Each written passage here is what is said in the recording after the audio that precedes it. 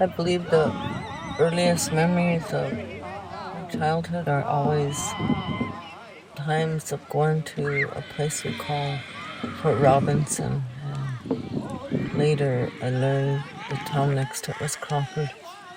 And this place is, to many Lakota people, like a starting point of a new life. You come from a line of survival. Always remember that. This is where it's going to start. Try to teach you how to be strong.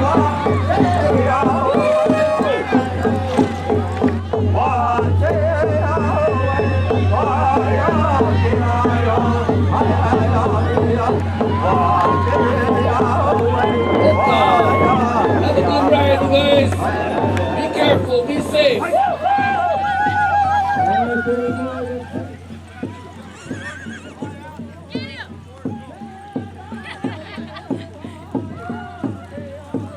When Crazy Horse and many men who followed him in war, and after the Little Bighorn, when they took refuge in the mountains and they could no longer sustain themselves, they decided that they would come to this place to talk about how the land would be the place where the headsmen could go with their families, where they could settle within an area and still be able to hunt and live the way they wanted to, which was what the treaty stated.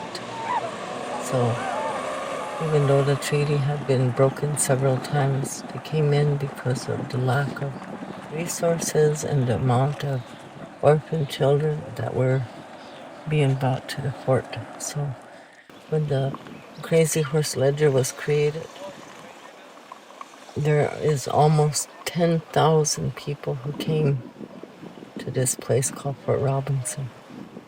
It's all the creek sides and all up into the pine trees and the horses and everything they had. They came here to talk about how they what respective lands they would be able to go to. And that wasn't what happened though. Later, when Crazy Horse came here, he went to a place called Beaver Walls to be able to hunt and to prepare for the rituals that occur in the summer, which is the Sundance, Ohamblechea, Seeking a Vision, and Sundancing, which is what the men did when they made a vow. No matter where they were, they would still put up a tree, a cottonwood tree, and begin their 4 days of dancing and praying and calling the buffalo herds back, which is what the ceremony is about. So the buffalo herds return and sustain us in our life as we travel, and we didn't stay in sedentary villages very long because of the amount of people and how it could destroy the earth. So they were always moving and following herds and hunting. So there was plenty of land to still do that upon. So this is where our life changes and we begin to have numbers assigned. And from there, you could see many, many things also occurred at this fort.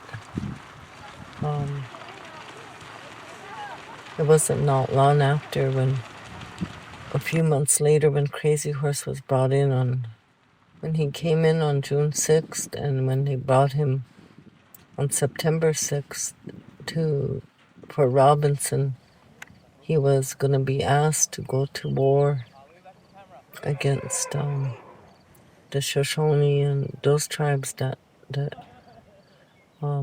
army could not catch. And he said himself he would fight Shoshone people, warriors all day, but the interpreter misinterpreted and said he would rather kill soldiers all day. So a soldier grabbed him and a wrestling match ensued, and he was stabbed in the kidney, and by that evening he died. So with the fear of outbreak, a lot of the people started breaking camp and moving, even though they were told they had to stay there. So the village started to disperse, and they took his body, and from there, no one to this day knows where his burial place is. So among our nation, it is important that no one knows, because it's the spirit and what he did that keeps our people going. That he did not surrender in the way that people think. It was because he had great compassion and empathy for the women and children who were suffering. And from men like Buffalo Bill Cody, who were just spontaneously killing buffalo at will, never knowing that this was our lifeline on how we could survive severe winters and sometimes summers that were drought. Droughts could last for years, so our people knew where they could go and take refuge, and where they could find food, and what they gave in return were these ceremonies where they went without the food and the water so that their people could live. After the death of Crazy Horse, he held a high leadership position among the Cheyenne people, as he fought with them in many battles, because they are our allies, and so are the Arapaho. And this land that we share together, we don't have history of having encounters or disagreements. We knew that the land was big enough. So the Cheyenne people were removed from the north to the south. And in that journey, because it was so hot, many people perished. They were taken to a place called Concho Agency, where there was no food, and they only lasted for 2 years. And finally, one day, Chief Dull Knife and Chief Little Wolf, who were brothers, decided that they must make the journey home, because in the northern country where they grew up and where there was plenty still to hunt and eat was where they wanted to return to, because that's what the treaty allowed them to do, to go back to their boundaries, which were within the north. So they started a journey home, and in doing so, they split their tribe, where Little Wolf went between present-day Sydney, Nebraska, and North Platte. And while Fort Collins, Sydney already had an infantry there, and Fort Collins sent 2 infantries from Fort Riley, Fort Dodge. They sent more, but somehow in broad daylight, Little Wolf and his people escaped. They were never captured in the area.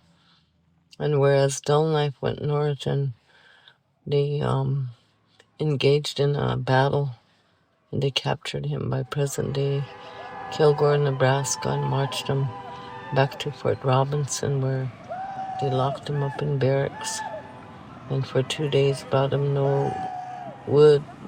They were freezing, and no food. So from there they broke out, and Dull Knife and his people ran north, the ones who could run. The elders went towards the creek, and the soldiers chased them. Many of the Cheyenne elders committed suicide along that creek right there. And they chased other Cheyenne warriors to distract them from chasing the women and children, and they were killed to the east in the area where the present-day uranium mine has been closed. This uranium mine operated without the NEPA studies and surveys that should be done, and many violations occurred with Power Tech and the United Kingdom. So the Oglala Sioux tribe, along with the tribal Historic Preservation Office, and two key lawyers, Jeff Parsons and Andy Reid, were able to help us shut down this uranium mine. And that was so that the people would be able to have continuing life. They could no longer drink the water there. They have to pipe it in from a spring system. And we're only doing what the Creator told us that we must do, is to protect all human life and plant life, the four-legged and winged, so that we stay within the laws that the Creator gave us. So that's our statement from our tribe.